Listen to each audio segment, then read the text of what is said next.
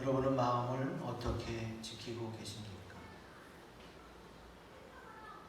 하나님께서는 우리에게 좋은 마음을 주셨는데 우리가 살아가다 보면 우리의 마음이 많이 아프고 힘들고 또 지칠 때가 있지요.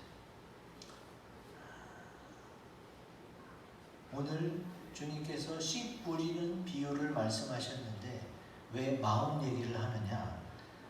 그게 마음에다가 하나님 말씀을 뿌리는 거라고 성경에 기록하고 있습니다. 마태복음 13장 19절 같이 읽습니다. 시작. 아무나 천국 말씀을 듣고 깨닫지 못할 때는 악한 자가 와서 그 마음에 뿌려진 것을 빼앗나니 이는 곧 길가에 뿌려진 자요. 아멘.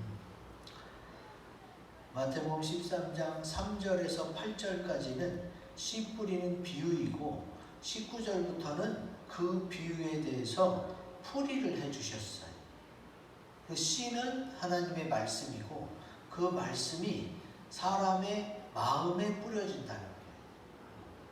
그러면서 길가, 돌밭, 가시밭, 좋은 땅 이렇게 네 가지 밭을 이야기하셨고 사람은 네 가지 마음일 수가 있어요. 잠언에 보면은 마음에 대해서 좋은 말씀을 기록하고 있습니다. 같이 읽겠습니다. 시작. 모든 지킬 만한 것 중에 더욱 내 마음을 지키라. 생명의 근원이 이에서 남이니라. 아멘. 자기 마음을 지킬 수 있어야 돼요. 하나님께서 주신 그 마음을 세상에서 아무리 휘둘러대고 손가락질하고 뭐라고 해도 하나님이 주신 그 마음을 내가 지킬 수 있어야 돼. 그 마음을 지켜가는 것이 뭐예요? 점점 더 단단해지는 거예요. 오늘 씨 뿌리는 비유의 말씀 네 가지 마음을 우리가 참고해 보면서 나의 마음, 하나님이 주신 그 마음을 잘 지켜서 100배의 열매를 거두시기를 주의 이름으로 기원드립니다. 아멘. 자, 말씀을 한 절씩 살펴봅니다. 제일 처음 길가에 뿌려진 씨는 풀이가 바로 19절에 나오죠. 말씀을 듣고 깨달을 시간이 없어요. 왜? 악한 자가 와서 그 마음에 뿌려진 것을 빼앗아 가기 때문에 그래요.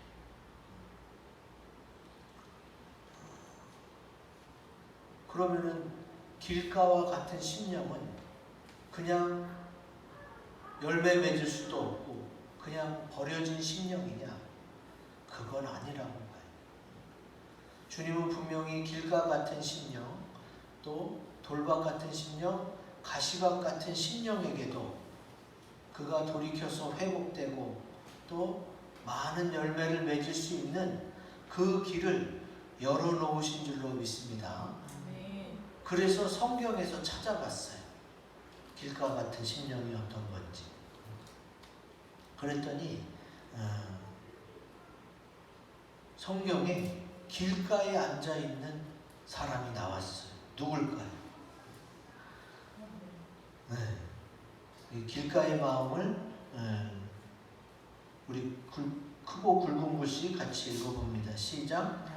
악한 자들의 말을 물리쳐야 합니다. 아멘. 아까 좀 전에 우리 봤죠? 길가에 뿌려진 씨는 악한 자들이 마음을 밟아요. 지금 바디메오 같은 경우도 길가에 있었어요. 46절 마지막 부분에 맹인 거지 바디메오가 길가에 앉았어요. 길가. 생각해 보세요. 그는 맹인이고 거지였어요. 얼마나 그 심령이 길가 같은 심령일까? 뭐 굳이 물어보지 않아도 짐작할 수 있어요. 길가 같은 심령이었던 바디메오에게 희망이 생겼어요. 나사렛 예수님이란 분이 병자를 다 고치는 거예요. 어떤 병이든 죽은 사람도 살리고 또 귀신도 쫓아내요. 그러면 이제 나면서부터 맹인인 거지 바디메오는 예수님밖에 희망이 없는 거예요. 그래서 예수님이 지나간다는 소리를 듣고 막 소리를 질렀는데 여기 48절에 보면은 많은 사람이 꾸짖어 잠잠하라. 아니 뭐 맹인으로 태어나면 거지면은 예수님께 기도받아서 눈 고치면 안 돼요? 왜 한두 사람도 아니고 많은 사람이 바디메오를 꾸짖었어요? 그리고 바디메오가 그 말 듣고 가만히 있었어요? 더욱 크게 소리 질러서 다윗의 자손 예수여 나를 불쌍히 여기소서. 그래서 주님이 부르라는 거예요. 그를 부르라. 그랬더니 그렇게 많은 사람들이 꾸짖던 그 사람들이 다시 그 바디메오에게 안심하고 일어나라. 이게 싹 바뀌었어요.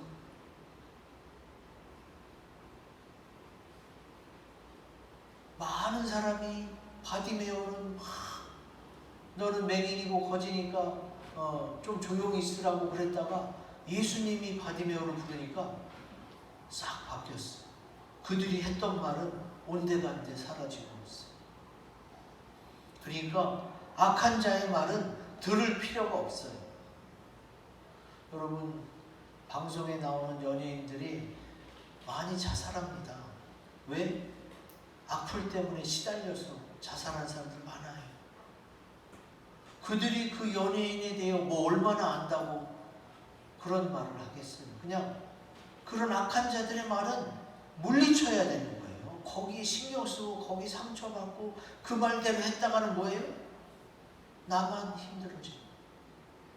여기 보세요. 많은 사람이 꾸짖다가 예수님이 오라 그러니까 싹 바뀌어갖고 안심하라. 일어나라. 바로 그 사람들이에요. 근데 그런 사람의 말을 들어야겠어요. 여러분 주변에 너를 위해서 하는 얘기하면서 많은 얘기를 해줍니다. 그런데 기억하세요. 보통의 사람들, 예수 안 믿는 사람들의 기준은 세상 기준이에요. 세상 기준. 세상 기준이면 뭐예요? 맹인과 거지인 바디메오는 정말 예수님이 아무것도 없고 시간도 많고 그럴 때 기회가 주어진 거예요. 세상 기준. 세상 기준은 뭐예요? 우선 맹인이 아니고 거지가 아니고 이런 사람들 먼저 예수님을 만나요. 그런 게 어딨어? 근데 세상 사람들의 기준은 그래요. 그러니까 맹인, 거지, 바디메오에게 많은 사람이 꾸짖죠. 잠잠하라. 네가 여기 나설 때가 아니라고.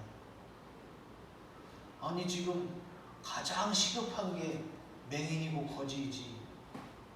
안 그래요? 근데 세상 기준은 지금 네가 나설 때가 아니고 잠잠하라. 그런 말을 들었다가 바디메오는 예수님한테 고침받는 기회가 날아가는 거예요. 주님은요, 나를 위해서 말씀하세요. 지금 예수님한테 기도 받으려는 사람이 얼마나 많아요. 얼마나 많은데 그 많은 순서를 다 제끼고 바디메오의 소리가 예수님의 마음을 움직였어요. 그래, 바디메오야, 너부터 기도해 주겠다. 하나님이 나를 사랑해서 내게 말씀하시는 그 말씀을 들으시기 바랍니다. 아멘. 나를 위한답시고 하는 그 말, 하나님의 뜻이 아니면요 다 물리쳐야 돼요. 사실 주변의 사람들이 말하는 게 내가 더 상처받을 수가 있어. 욥의 친구들 보세요. 욥의 친구들이 기껏 위로한다고 와서 욥한테 빨리 너 잘못을 시인하라고 얼마나 공격을 해요. 그게 욥기 3장부터 37장까지가 그래요. 와서 위로가 아니라 잘못을 시인하는 거예요. 가뜩이나 다 잃었는데 욥이 얼마나 힘들었겠어.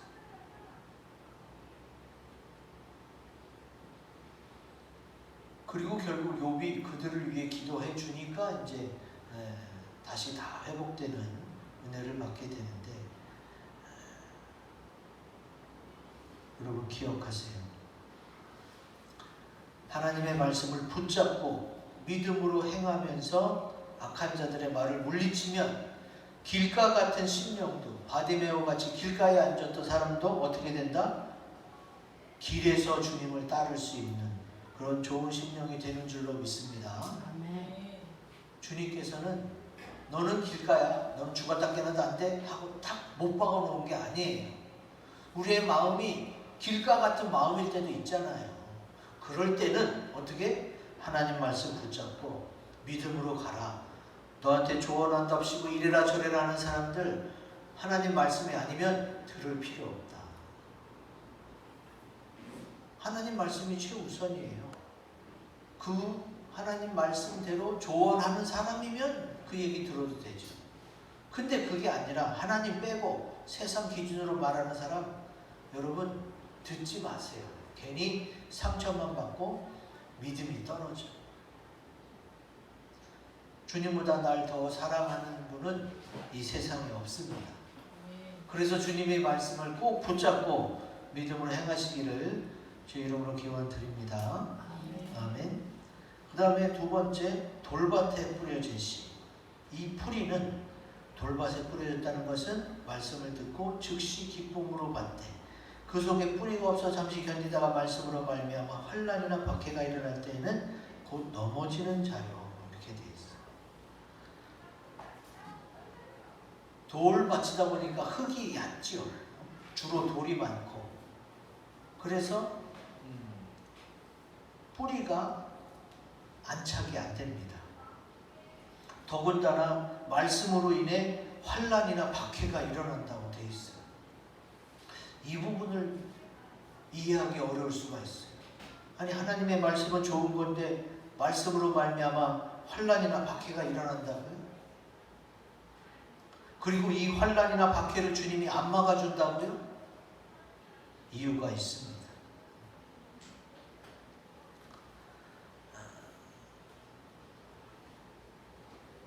돌밭의 마음은 어떻게 해야 회복될 수 있느냐? 우리 크고 굵은 글씨 같이 읽어봅니다. 시작. 굳어진 마음을 사랑으로 두텁게 덮어줘야 합니다. 아멘. 아까 흙이 얕음으로, 흙이 얕아서 뿌리가 안 생겨서 이겨내지 못한다고 그랬잖아요. 그래서 그 마음을 사랑으로 두텁게 겹겹이 이렇게 덮어줘야 돼. 여기 이 돌 같다는 것은 다른 표현으로 둔하여졌다는 표현이에요. 마가복음 6장 52절 이는 그들이 그 떡대에선 이를 깨닫지 못하고 도리어 그 마음이 둔하여졌습니다. 이 둔하여졌음이 뭐냐? 헬라어로 포로예요. 이 헬라어 포로는 포로스에서 왔어요. 헬라어 포로스는 돌, 어스톤, 또 돌같이 굳게 하다 이런 뜻이에요. 그러니까 주의 말씀을 기쁨으로 받았어요. 근데 돌같이 굳어지는 거예요. 그 은혜와 사랑을 잊어버리고 돌같이 굳어지는 거예요. 왜 그래요? 말씀으로 인해 환난이나 박해가 오기 때문에 굳어지는 거예요. 자, 이 부분 마가복음 6장 이 부분이 바로 주님께서 오병이어의 기적을 베풀고 나서 이루어진 상태예요. 한번 보겠습니다. 마가복음 6장 34절부터 주님이 이 오병이어의 기적을 왜 베풀었느냐?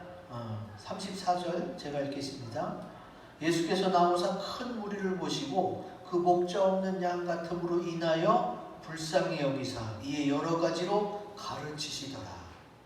이 불쌍히 여기다는 게 뭐예요? 이게 사랑이에요. 이 사랑으로 여러 가지 두텁게 한두 겹이 아니에요. 한 겹, 두 겹, 세 겹을 계속해서 여러 가지로 이건 이래서 이런 거야, 이건 이래서 이런 거야 하면서 가르쳐 주시면서 그 마음을 두텁게 감싸주는 거지. 그래서 오병이어의 기적이 일어났어요.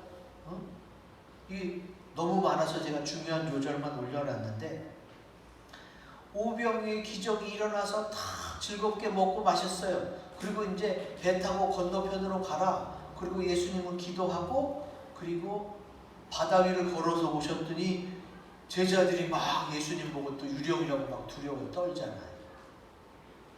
그러니까 오병이어의 기적을 체험하고 좋았던 그 은혜와 사랑을 잊어버리고 뭐로 인해서?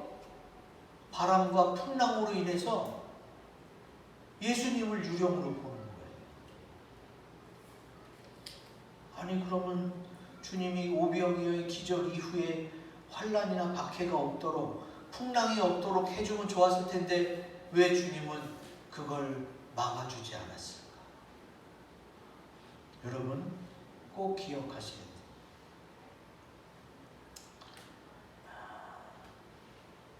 악한 마귀는요, 우리가 은혜 받은 후에 반드시 그 은혜를 쏟아버리도록 시험을 줘요.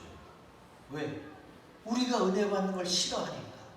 은혜 받아서 믿음이 좋아지고 축복받고 잘 되는 거, 열매 맺는 걸 아주 싫어해요. 그래서 은혜 받은 사람마다 하나님께 사랑을 고백하고 감사를 고백하는 사람마다 쫓아다니면서 그 은혜를 쏟아버리도록 그렇게 해요.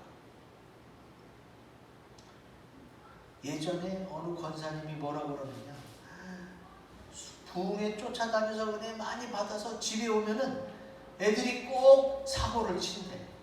그래서 그냥 화가 확 머리끝까지 난대. 부흥에 갔다 오자마자.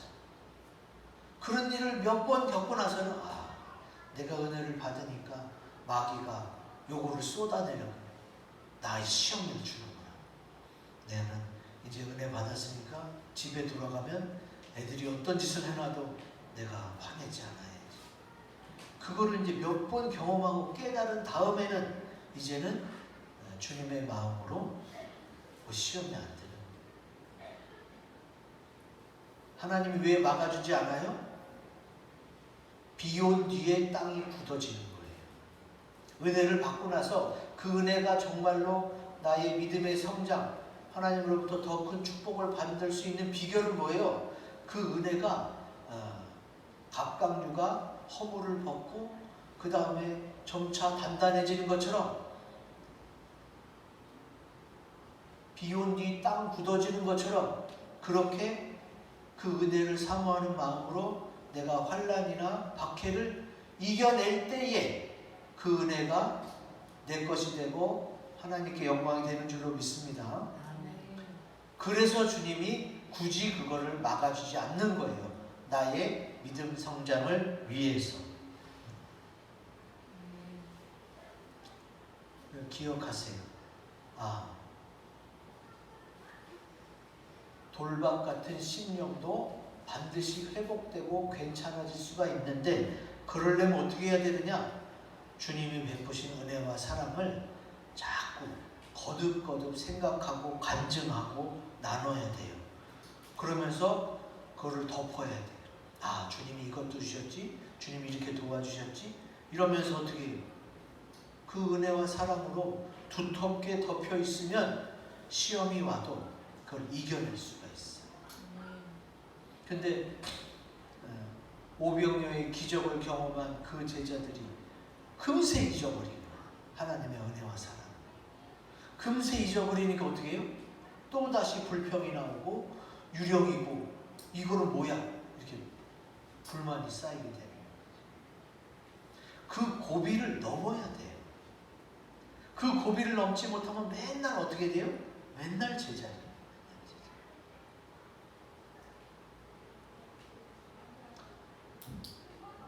내가 주님의 은혜와 사랑을 안다면 어떻게 해요? 그 사람 심령도 돌 같아지지 않고 부드러워져. 주님의 사랑으로 감싸있기 때문에 다른 사람을 품어줄 수도 있게 되는 겁니다. 그러므로 주님의 은혜와 사랑으로 거듭거듭 생각하고 간증하고 두텁게 덮여 있어서 시험에 빠지지 않기를 주 이름으로 기원드립니다. 아멘. 그리고 가시 같은 가시떨기에 뿌려진 그 씨는 말씀을 들으나 세상의 염려와 재물의 유혹에 말씀이 막혀 결실하지 못한다. 그러면 주님은 분명히 염려하라고 그랬어요? 염려하지 말라고 그랬어요? 주님은 염려하지 마라, 근심하지 말라고 했어요. 또 재물의 유혹, 하나님과 재물을 겸하여 섬길 수 없다고 주님은 분명히 성경에 써놨어요. 근데 그것을 알면서도 그냥 이것저것 다 갖고 싶은 거예요. 다 욕심내는 거예요. 그러니까 그것이 어떻게 해요? 가시가 돼서 나를 찌르는 거예요. 그러므로 가시의 마음은 어떻게 해결하면 되느냐? 우리 크고 굵은 곳 읽어봅니다. 시작. 이것저것 다 가지려 하는 욕심을 내려놓아야 합니다.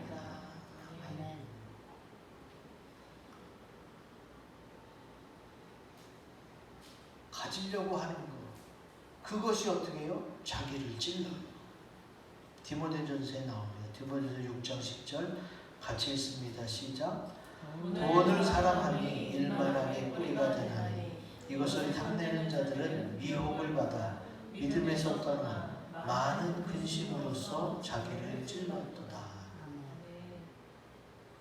찌르는 게 뭐예요? 찌르는 게 가시예요. 예수님도 가시만 썼잖아요.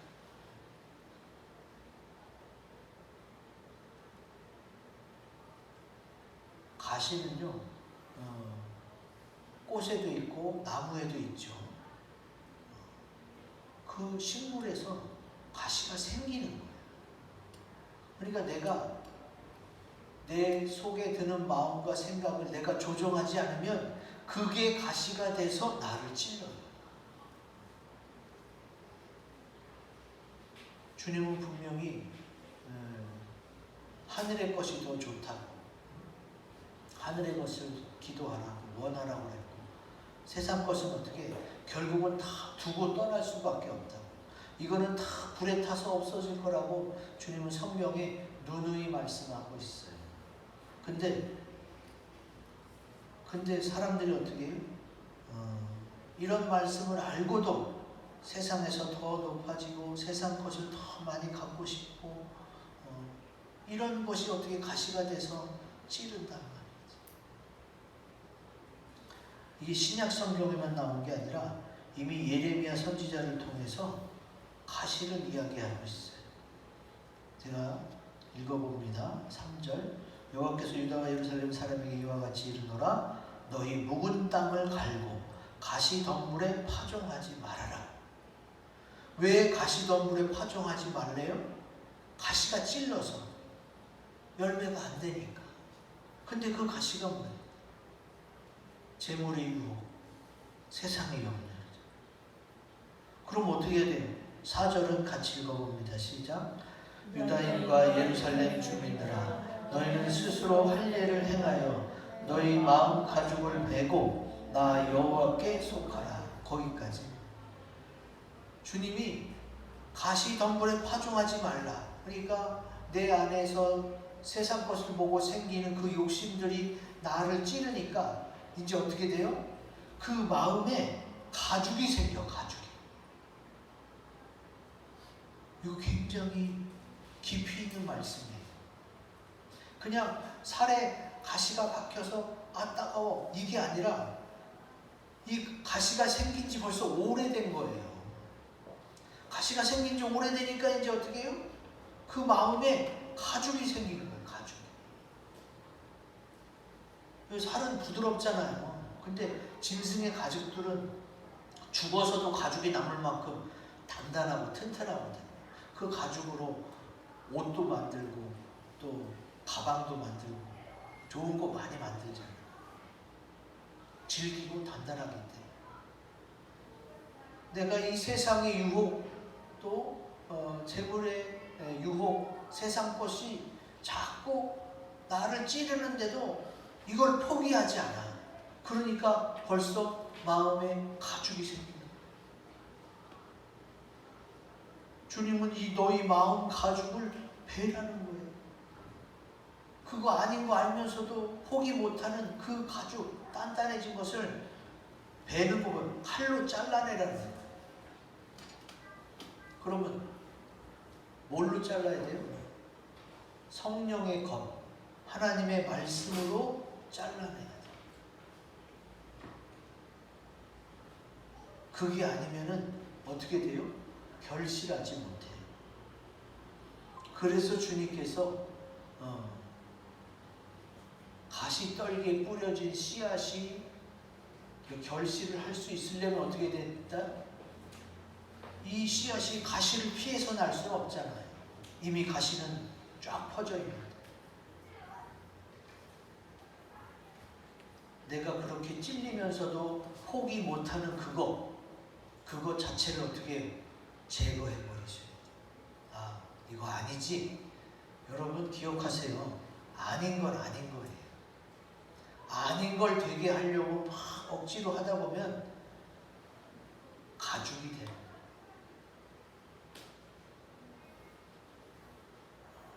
주님 우리에게 분명히 말씀하십니다. 너희 마음이 길가 같을 때도 있고 돌밭 같을 때도 있고 가시밭 같은 마음일 때도 있을 것이다. 그러나 그런 상황에서도 다 돌이켜서 열매 맺을 수 있는 길을 주님이 성경에 써놨어요. 그리고 오늘 우리가 지금 살펴본 대로 알게 됐어요. 내 마음의 상태가 길가 같고 돌밭 같고 가시밭 같을지라도 다시 주님의 은혜로 돌이켜서 착하고 좋은 마음으로 인내로서 결실하시기를 주의 이름으로 기원드립니다. 아멘. 이 말씀을 가지고 앞에 있는 세 가지 기도 제목을 가지고 우리 묵상하고 다짐하는 시간을 갖겠습니다.